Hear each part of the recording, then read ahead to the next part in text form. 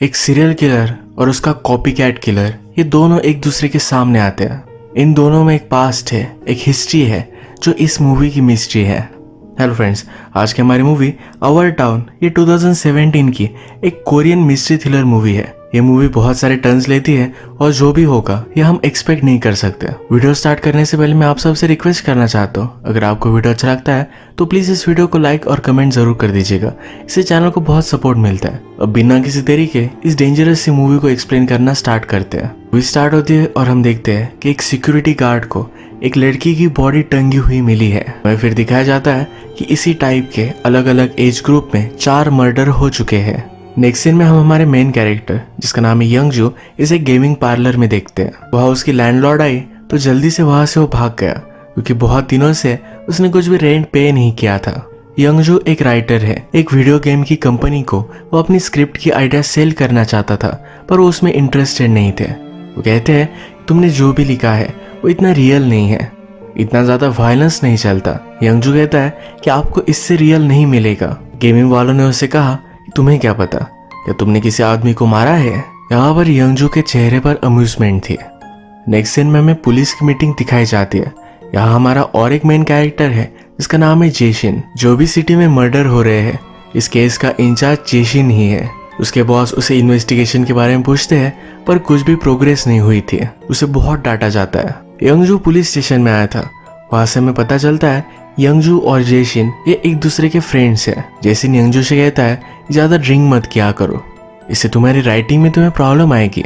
जेशिन को अभी अभी प्रमोशन मिला था तो यंगजू उसे कॉन्ग्रेचुलेट करता है। नेक्स्ट सीन में हम देखते हैं यंगजू मर्डर की जगह पर आया हुआ था। वहां पर डेड बॉडी को इमेजिन कर रहा था। इसके बाद फूड स्टॉल पर खाना खाते हुए यंगजू एक लड़के से मिलता है जिसका नाम है योई। ये दोनों मर्डर के बारे में डिस्कस करते हैं। यंगजू कहता है किलर यही कहीं रहता होगा। यंगजू जब घर पर आया तो उसके लैंडलॉर्ड ने उसके घर को लॉक कर दिया था। वो पेफोन से उसे कॉल लगाता है, कहता है कि आपको ऐसा नहीं करना चाहिए था, मुझसे आप बात कर सकती थे।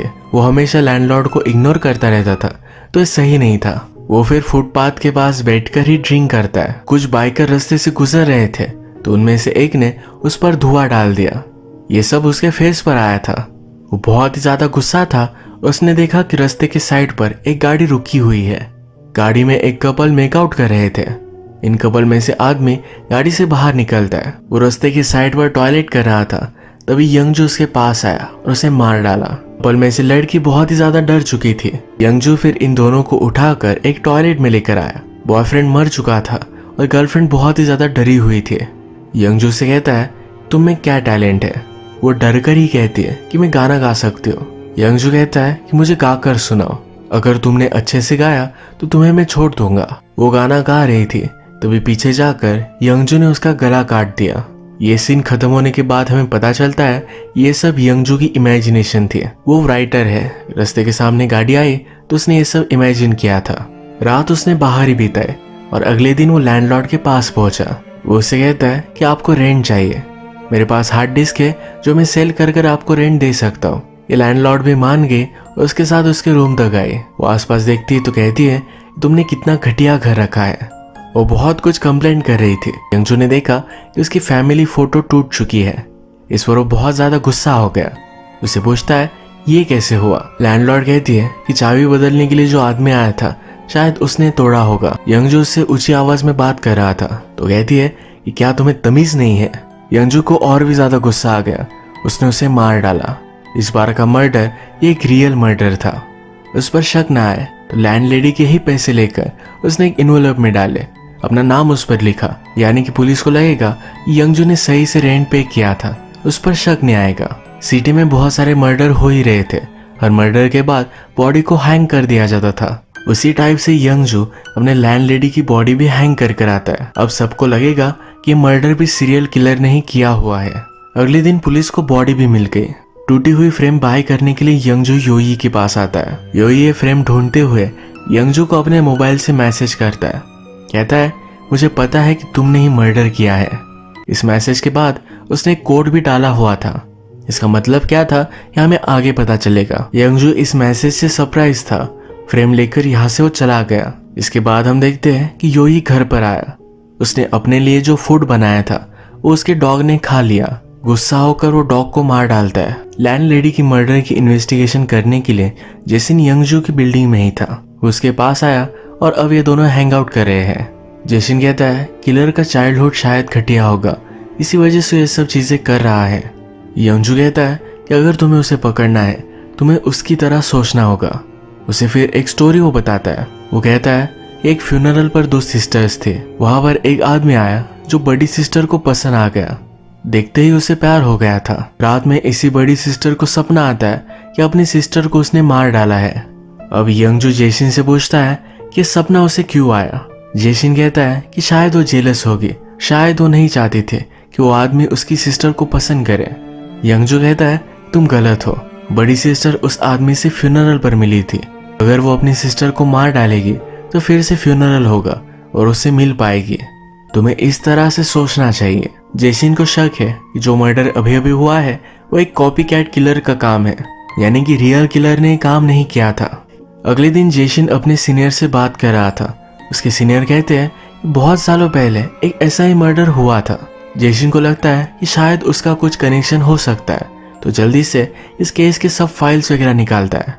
जेसिन जब इन्वेस्टिगेशन की सब फाइल्स लेकर जा रहा था तो पुलिस स्टेशन में योई से टकराता है। योई एक रिपोर्टर होने का ढोंग कर रहा था। इसके बाद योई जेसिन के डेस्क पर जाकर कुछ डॉल्स रख कर आता है। जिस तरह से पुलिस को बॉडीज टाई की हुई मिलती है ये डॉल्स भी वैसी की है।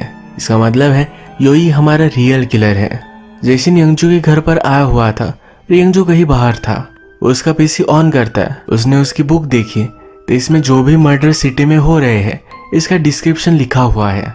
अब जेसिन को यंगजू पर स्ट्रॉन्ग शक जाता है। जब यंगजू घर पर आया तो जल्दी से जेसिन वहां से चला गया।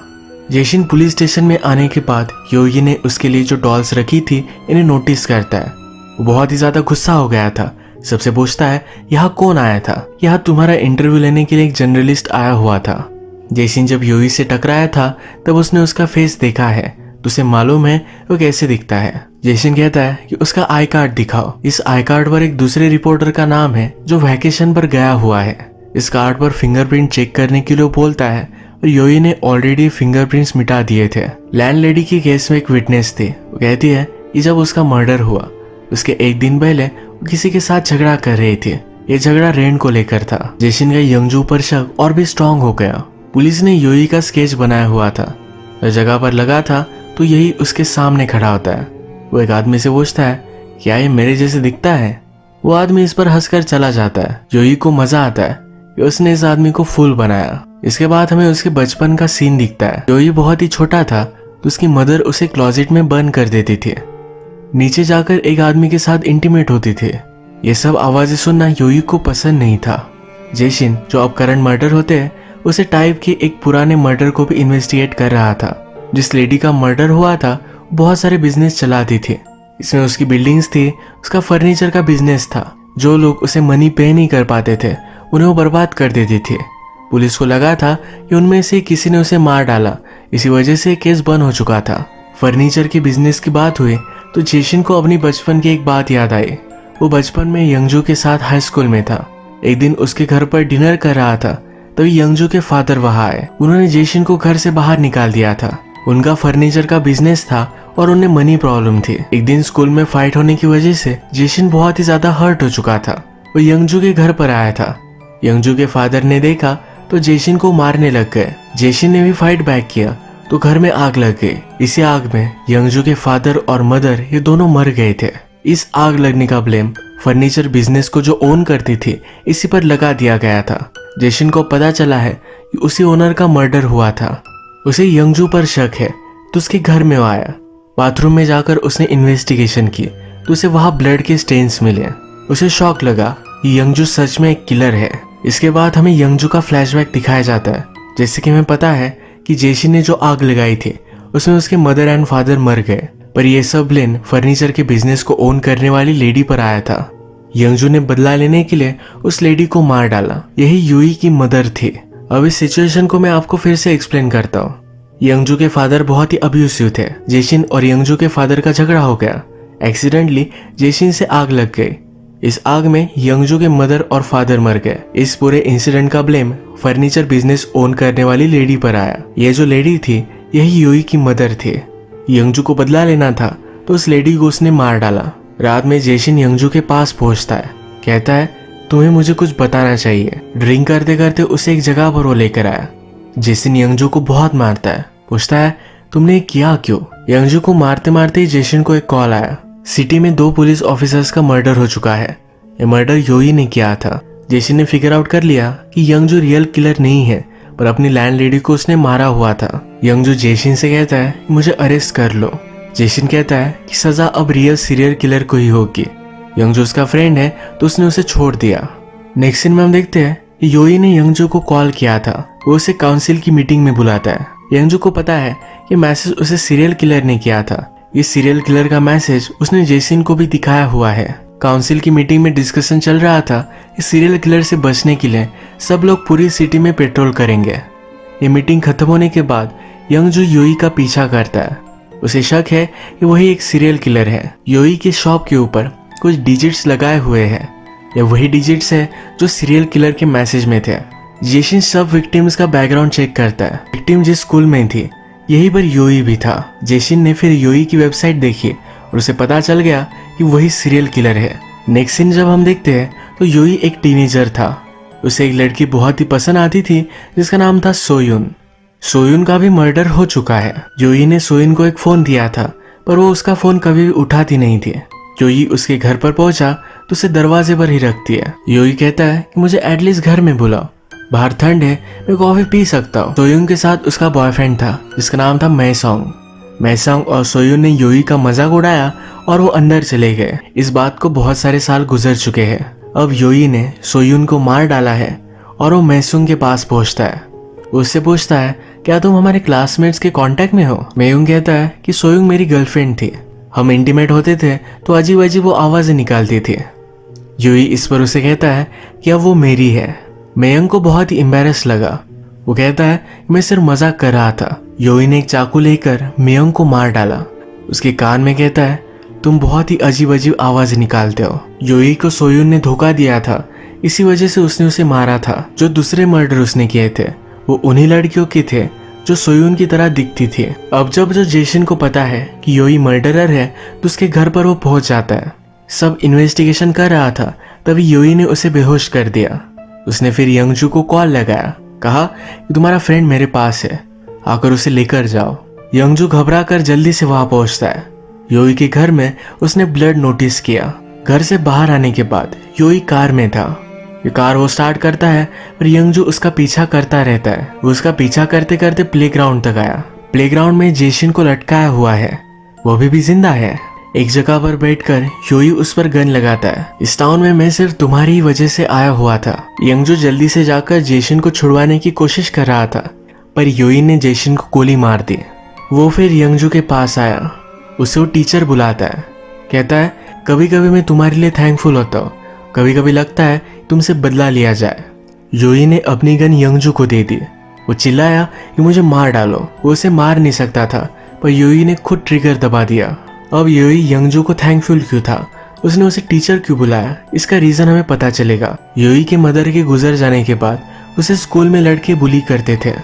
उन लड़कों से यंगजू ने उसे बचाया था। यंगजू और योई ये दोनों फिर एक ही स्कूल में थे। यंगजू हमेशा उसका ख्याल रखता था, इसलिए योई उसे टीचर बुलाता है। योई को पता था कि यंगजू ने उसकी मदर को मारा है क्योंकि जब मर्डर हो रहा था तो योई क्लोजेट में ही था। उसने उसे देखा था और इतने सारे साल उससे बदला लेना चाहता था। लास्ट में उसने यंगजू के हाथ में गन रखकर ही अपने आप को मारा है, यानी कि सब मर्डर का इल्जाम अब यंगजू पर आएगा। फाइनली उसने अपना बदला ले ही लिया। इसी तरीके से ये मूवी एंड हो जाती है। आज का वीडियो हम यही खत्म करते हैं। आपको वीडियो अच्छा लगा तो प्लीज इस वीडियो को लाइक कर दीजिएगा। मैं बहुत सारी मूवीज लेकर आता रहता हूँ तो प्लीज इस चैनल को सब्सक्राइब कर दीजिए। बेल नोटिफिकेशन आइकन दबाना मत भूलिएगा।